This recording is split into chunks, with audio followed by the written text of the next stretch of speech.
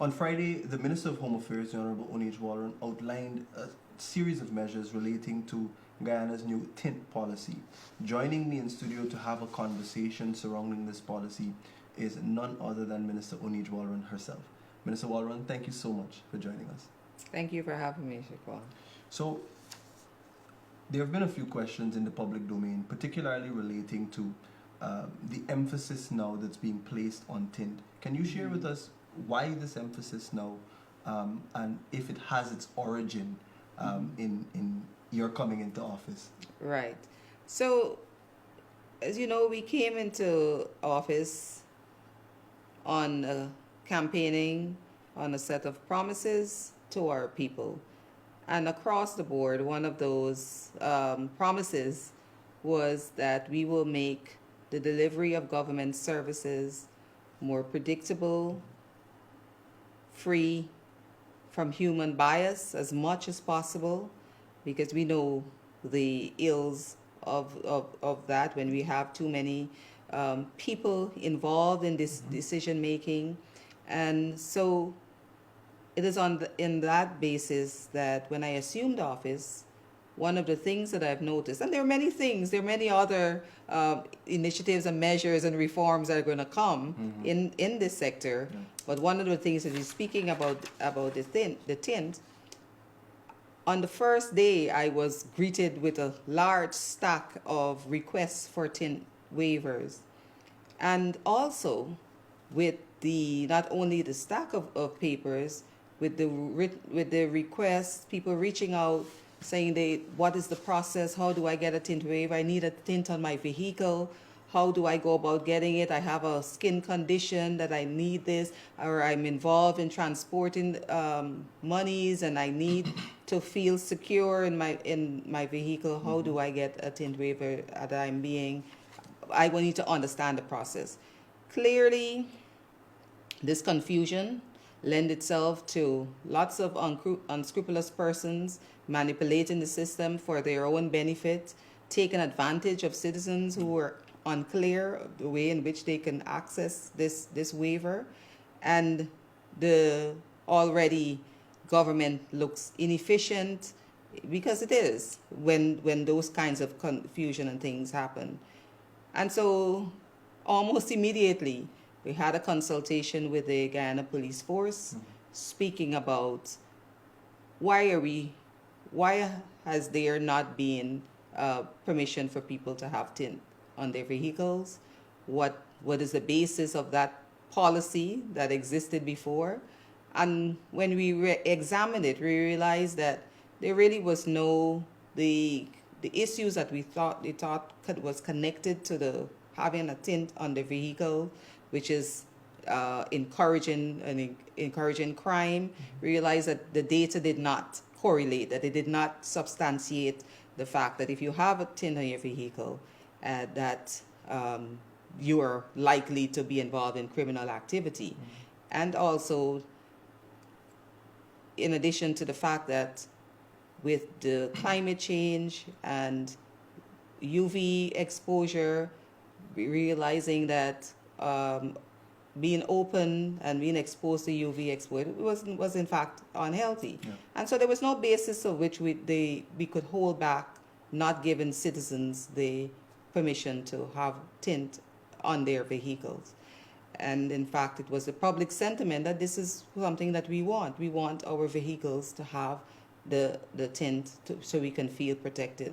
And so we drafted the law, the amendments to the bill based on the policy, on the policy that everyone should have access to a tinted vehicle, to put tint on their vehicle, remove the whole burden on the system of people having to seek to get a waiver, and hence making the process transparent, predictable, because the citizen now no longer needs to apply for a tint waiver. Across the board, every motor vehicle owner is allowed to have 35% tint on their windows and 70% tint on their windshield. 70%? 70% on their front windshield. Okay. you've seen so that is less, it is lighter than the 35%, but certainly offers protection. It is not safe to have a heavy tinted front windshield, which is what we have seen as well. So this is just one in a slew of different measures that are we implementing to respond to public sentiment, to make our citizens' lives less burdensome, and to make them less open to bad actors and people who would want to behave unscrupulously to take advantage of the system. So this particular policy is not in response to any particular incident or anything of that sort?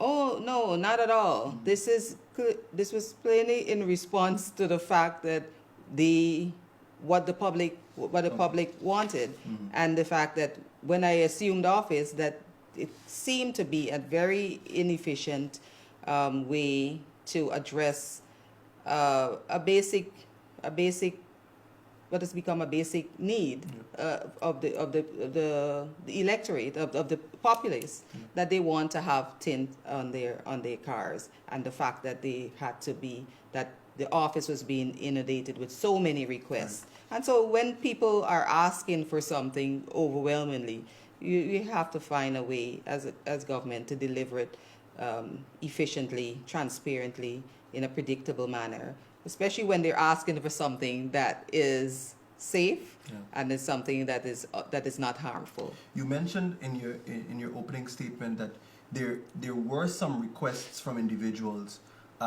particularly for medical reasons, and you pointed out in your 3 categories, or in your statement, that there are specific categories. Yes. Are these people also included in that conversation? Right.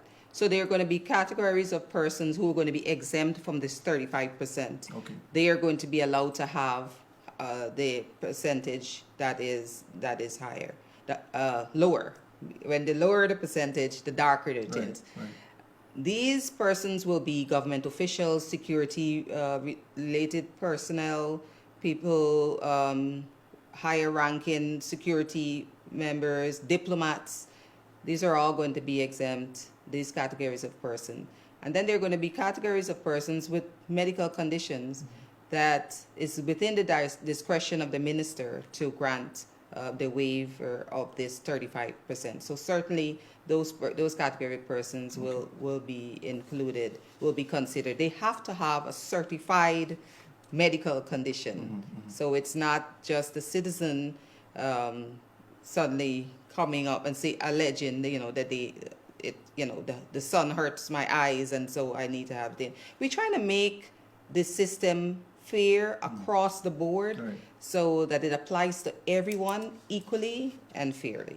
Minister, let's talk about this compliance period that you mentioned in your opening statement. You said that there's going to be this period up to December 31. What should Guyanese understand by that, and what should be the posture of the Guyana Police Force in this particular period? Right. So this is the period in which those who forbeared on having their tint, couldn't put the tint on their vehicle because they didn't know how to get permission. They didn't want to do it illegally. So those persons are able to put on their 35 or less tint if they wish. The compliance period also will apply to persons who have this very dark tint, the tint that is not within the limit of 35%, to remove those and to get themselves in compliance by putting the 35% and the 70% on their windshield, giving them that period on which they are able to do so. And in the interim, the Guyana Police Force is expected to forbear on all enforcement to get people this grace period to comply. Thereafter, after the 31st, then the strict enforcement will commence. And I want to talk about that strict enforcement for a second. What can Guyanese expect that to look like after December 31? Right. So the regime is, well, for one, there will be tint meters. The police officer will have specific meters to test your tint on the spot.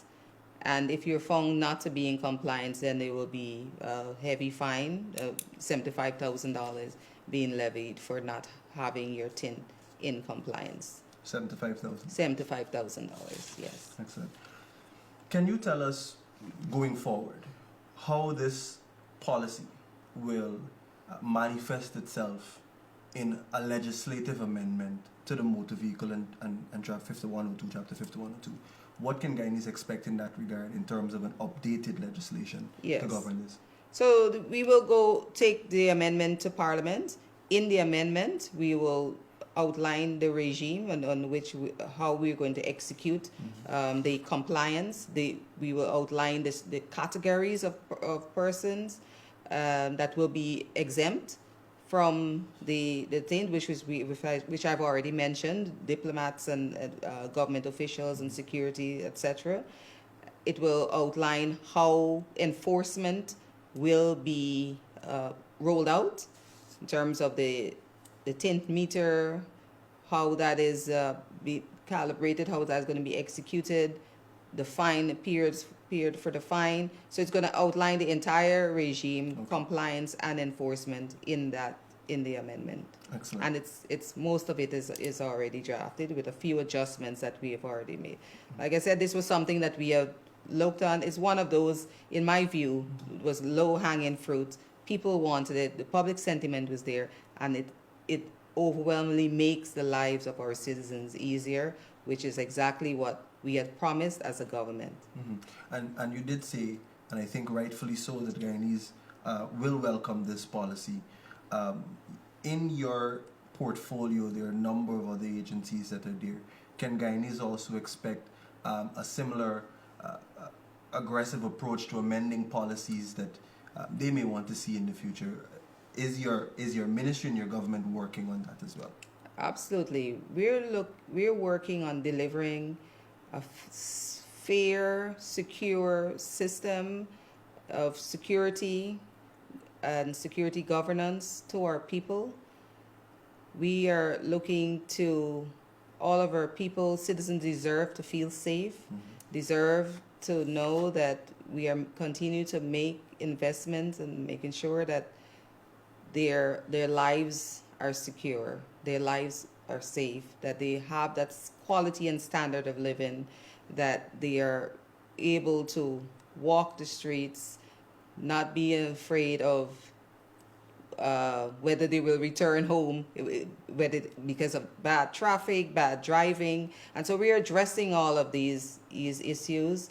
There are going to be other changes and adjustment made in the road traffic legislation as well that deals with enforcement of other road traffic laws. And throughout the sector, there will be measures.